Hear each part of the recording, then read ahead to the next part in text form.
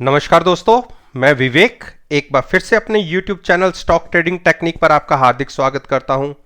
दोस्तों, कल मैंने आपके साथ तकरीबन 8 स्टॉक्स के ऊपर बात करी थी और आज के ट्रेडिंग सेशन में अगर उन स्टॉक्स के आप प्राइसेस को एनालाइज करेंगे तो 8 स्टॉक्स में से 7 स्टॉक हमारे फेवर में क्लोज हुए और इतने बढ़िया प्रॉफिटेबल रिजल्ट्स रहे।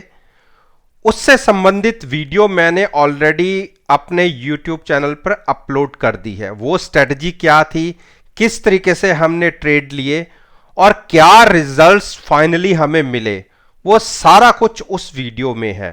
तो चलिए कल के लिए यानी 14 जुलाई के लिए निफ्टी, बैंक निफ्टी में क्या संभावनाएं निकल के आती हैं उनको एक बार ऑन स्क्रीन आपके सामने डिस्कस करते हैं और उसके बाद मैं 8 से 9 स्टॉक्स के ऊपर बात करूंगा जिसके ऊपर मैं अपना व्यू आपके साथ शेयर करूंगा। तो चलिए, जो मैंने स्क्रीन के ऊपर सबसे पहले स्टॉक इंडेक्स लगाया है और निफ्टी 50 का है। अगर आप डेली के ये आप वन डे के हिसाब से, यानी जो एक ये कैंडल बनती है वन डे खत्म होने के बाद बनती है, तो जो उसके हिसाब से जो संभावनाएं निकल के आ रही हैं, आप ये देखिए लगातार 2 दिन डोजी पैटर्न क्रिएट हुआ है। डोजी पैटर्न वो होता है कि यहां से मार्केट एक डायरेक्शन तय करती है कि उसको किस तरफ जाना है। हमेशा आप देखिएगा जब डोजी पैटर्न क्रिएट होता है उसके बाद बड़ी मूव्स आती हैं। बड़ी मूव अब वो किस तरफ होगी यह देखने वाली बात है। तो कल के ट्रेडिंग सेशन में भी डोजी पैटर्न क्रिएट हुआ और आज के ट्रेडिंग डे में भी डोजी पैटर्न क्रिएट हुआ। डोजी पैटर्न वो होता है कि जहां सुबह की क्लोजिंग ओपनिंग होती है, क्लोजिंग भी तकरीबन उसी के प्राइस के आसपास होती है। और अगर आज की आप क्लोजिंग देखें, मैं यहां दिखाता हूं, आप ये देखिए, ओपन प्राइस और क्लोजिंग प्राइस के बीच में केवल 4 रुपए का फर्क है। देखिए, क्लोज 10,832 पे हुई, ओपन 10,836 पे थी। हां, हाई और लो में तकरीबन 130 पॉइंट का फर्क है, लेकिन जहां ओपन हुए हम वहीं क्लोज हुए। तो इससे कोई डायरेक्शन समझ नहीं आती, लेकिन हमारा व्यू इसके ऊपर क्या होना चाहिए। आप देखिए, जो ट्रेंड लाइन पिछले 1 महीने से मैंने ड्रॉ कर रखी है, निफ्टी अभी तक उसके ऊपर ही सस्टेन कर रही है, लेकिन जो 9 दिन की ईएमए है, एक्सपोनेंशियल मूविंग एवरेज, जो तकरीबन 10,675 के आसपास है, हम आज कहां से पलटे आप ये देखिए, 10,750, यानी 70-75 पॉइंट ऊपर से हम पलट गए। लेकिन आप एक चीज का ध्यान रखिएगा कि जो ट्रेंड लाइन है वो आज के लो से ज्यादा दूर नहीं है। आप यहां से आप देखिए, उस लो के ज्यादा दूर नहीं है। तो आज तो निफ्टी ने इसको होल्ड कर लिया, लेकिन मैं आपको आरएसआई दिखाता हूं। आप ये आरएसआई देखिए, जो मुझे बहुत ही खतरनाक तरीके से लग रही है कि ये 70 और 72 के आसपास ही ट्रेड हो रही है। मैं आपको इसका पिछले कई उसका महीनों का आपको पैटर्न दिखाता हूं। आप ये देखिए, इन 70 और 80 की रेंज के बीच में ही ट्रेड होती है। हाँ, कई बार थोड़ा सा ऊपर जरूर गई है, लेकिन आप देखिए इसकी ट्रेडिंग रेंज 30 और 70 के बीच में ही है। लेकिन अब हम बिल्कुल 70 के पास खड़े हैं, तो इसलिए बहुत कॉन्शियस होके ट्रेड लेना बनता है और किसी को एग्रेसिवली ट्रेड लेना ही है, क्योंकि कुछ लोग मार्केट में ट्रेड लिए बिना नहीं रह सकते। तो उनको लगता है कि कुछ ना कुछ मार्केट में रहना चाहिए ट्रेड। तो उनके लिए एक मैं सजेशन देना चाहूंगा कि वो जो ट्रेंड लाइन है उसका एक स्टॉप लॉस लगा के, ये ट्रेंड लाइन है, ट्रेंड लाइन का एक स्टॉप लॉस लगा के अगर मार्केट में प्लस की पोजीशन बनानी भी हो तो वो बना सकते हैं। तो आप ये देखिए, जो इसका सपोर्ट है तकरीबन हम ये कह सकते हैं कि 1750 के आसपास का, 10,750 के आसपास का, 10,750 के स्टॉप लॉस लगा के अगर किसी ने बाइंग पोजीशंस क्रिएट करनी हो तो वो कर सकता है अपने रिस्क के ऊपर। और मेरा अपना ओपिनियन ये है कि अगर ये 9 दिन की जो मूविंग एवरेज है उसको ब्रेक करती है और अपनी ट्रेड लाइन से नीचे जाती है तो शॉर्ट्स क्रिएट किए जा सकते हैं। अब आते हैं हम बैंक निफ्टी के ऊपर। बैंक निफ्टी का चार्ट हमें क्या बताता है? बैंक निफ्टी के चार्ट को अगर आप एनालाइज करेंगे तो चलिए इसको थोड़ा सा बड़ा कर लेते हैं। आप इसको देखिए, आज इसने एक बहुत बढ़िया ब्रेकडाउन दे दिया जिसकी कई दिनों से उम्मीद की जा रही थी, अपनी ट्रेंड लाइन के भी नीचे और अपनी 2 दिन की, ये जो रेड कलर की लाइन है ये इसकी 9 दिन की एक्सपोनेंशियल मूविंग एवरेज है। आज की क्लोजिंग उससे भी नीचे आई है, आप ये देखिए 22,112 के आसपास। यानी हम ये कह सकते हैं कि बैंक निफ्टी वीक हो गया है। और जो इसके बाद इसकी जो सपोर्ट निकल के आती है वो 21,722 की आती है। यानी आज की क्लोजिंग से भी तकरीबन हम 600 पॉइंट नीचे की एक अच्छी बड़ी सपोर्ट देखते हैं। और उसके बाद जो 20 दिन की वॉल्यूम वेटेज मूविंग एवरेज होती है वो जस्ट उससे तकरीबन 40-50 पॉइंट नीचे ही है। तो मेरे हिसाब से एक बार निफ्टी तकरीबन 21,700 तक तो आ सकती है। और अगर एचडीएफसी बैंक ने सपोर्ट नहीं किया तो हम 21,000 तक भी जा सकते हैं। तो चलिए इसका जो सबसे बड़ा दिग्गज बैंक है, जरा एचडीएफसी बैंक के ही चार्ट्स को जरा एनालाइज करके देखते हैं कि उसमें क्या पोजीशन है। अगर आप एचडीएफसी बैंक को देखेंगे तो आज के ट्रेडिंग सेशन में उसने 9 दिन की एक्सपोनेंशियल मूविंग एवरेज तो ब्रेक कर दिया है, नीचे का एक सिग्नल हमें मिल गया है शॉर्ट के लिए। और अगर ये 10,668 को भी तोड़ के नीचे क्लोजिंग दे जाता है तो ये वीक हो जाएगा। बहुत बढ़िया, इसमें भी शॉर्ट की पोजीशंस क्रिएट की जा सकती हैं।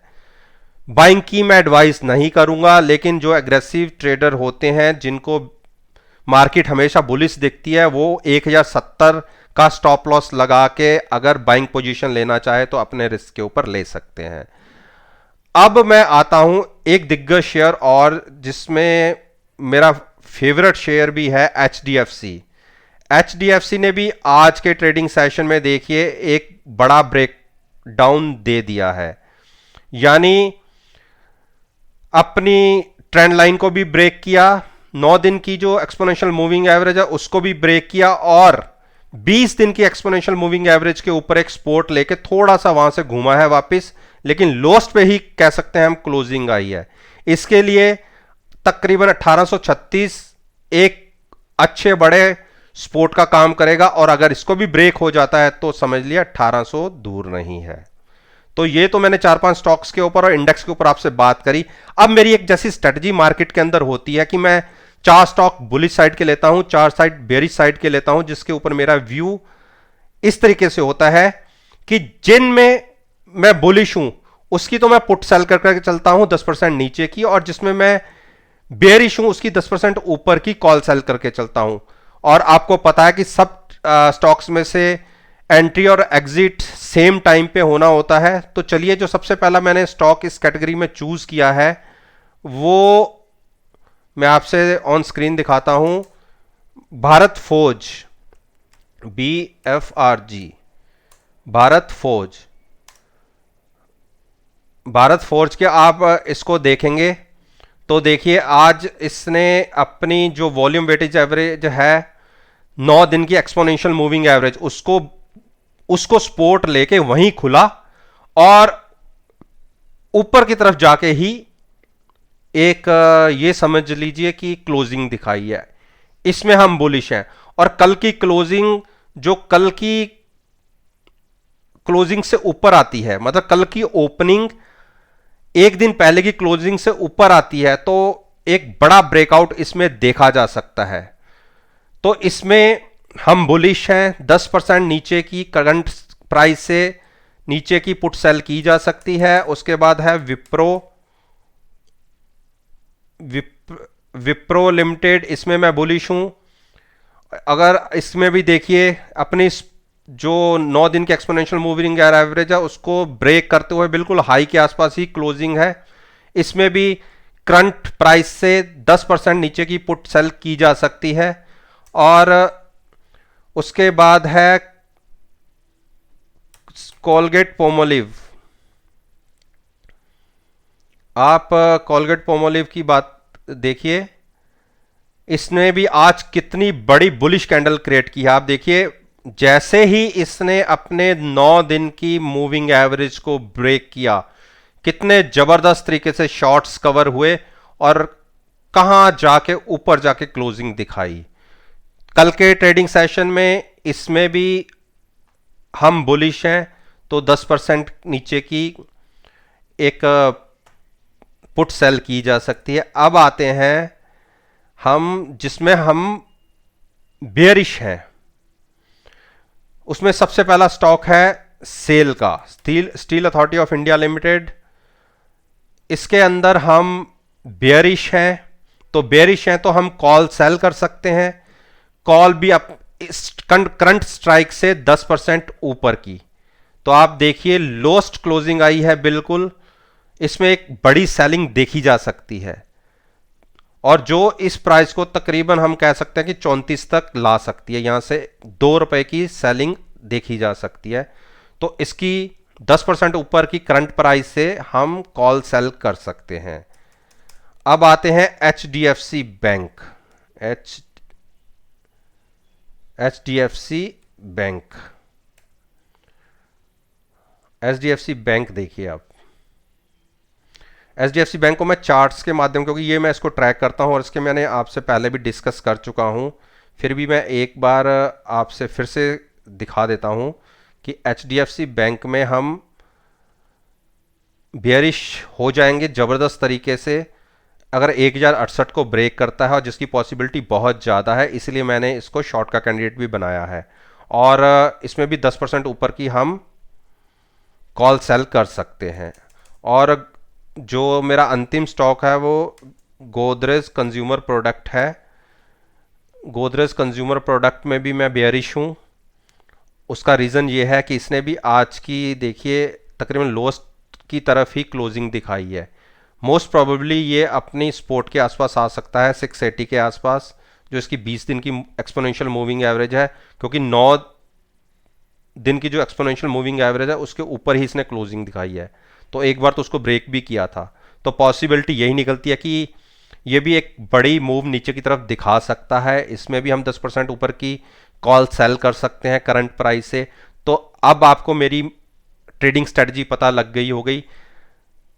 वैसे तो ये मेरी स्ट्रेटजीज केवल और केवल आपको सिखाने के पॉइंट ऑफ व्यू से मैं आपके साथ शेयर करता हूं इन सब चार्ट्स को, लेकिन अगर कोई मेरे इन डाटा को एनालाइज करके मार्केट में कोई पोजीशन कैरी करता है या लेता है, वो अपने रिस्क के ऊपर ऐसी एक्टिविटी को अंजाम देगा जिसके लिए मैं कोई जिम्मेदार नहीं हूं। मेरा पर्पस केवल आपको और केवल आपको सिखाने तक का ही होता है। तो उम्मीद करता हूं कि मेरी ये वीडियो आपको पसंद आई होगी, और अगर पसंद आई है तो मेरे YouTube चैनल को सब्सक्राइब करिए। नीचे कमेंट बॉक्स में मुझे सजेशंस दीजिए कि मैं नेक्स्ट वीडियो किस टॉपिक पे बनाऊं और आप मुझसे क्या समझना चाहते हैं। चलिए इसी बात के साथ मैं आपसे विदा लेता हूं और एक नई वीडियो के साथ, इनके रिजल्ट के साथ एक बार फिर आपके सामने आऊंगा। तब तक के लिए धन्यवाद।